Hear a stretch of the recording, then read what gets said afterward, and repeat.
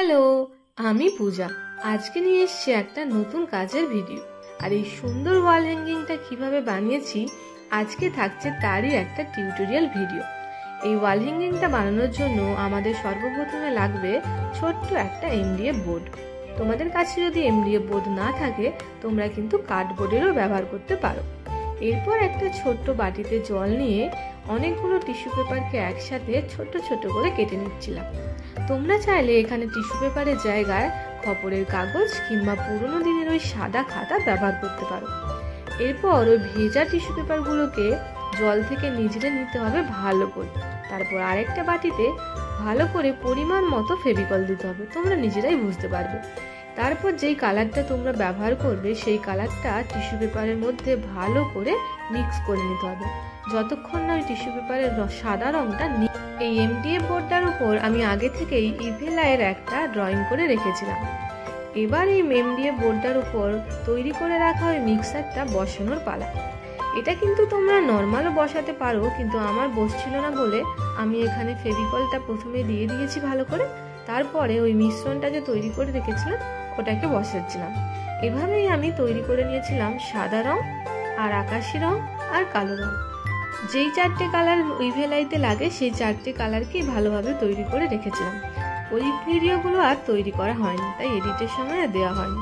তোমরা কিন্তু বানাতে ভুলে যেও না। আর যেভাবে আমি তোমাদেরকে প্রথমে দেখিয়েছি টিস্যু পেপার দিয়ে, ওইভাবেই কিন্তু এই বাকি তিনটে কালার তোমরা বানিয়ে ফেলতে পারো। এইভাবেই সব কালারগুলোকে বসিয়ে দেবার পরে এটাকে কিন্তু অনেকক্ষণ শুকানোর জন্য রেখে দিতে হবে, না হলে কিন্তু এটা অনেকটা ভেজে ভেজে ভাবে রয়ে যেতে পারে। তোমরা চাইলে টিস্যু পেপারের ওপর কালার না দিয়েই এমনি শুধু সাদা টিস্যু পেপারকে বসিয়ে দিলেও হবে। তারপর এটা শুকিয়ে যাওয়ার পর তোমরা নিজেদের মতো কালারটা বসিয়ে দিতে পারো। এবার আমি করেছি অন্যরকম, তোমরা তোমাদের মতো করে করতে পারো। এবার এটা শুকিয়ে গেলে এর নিচের দিকের অংশটা তৈরি করার পালা।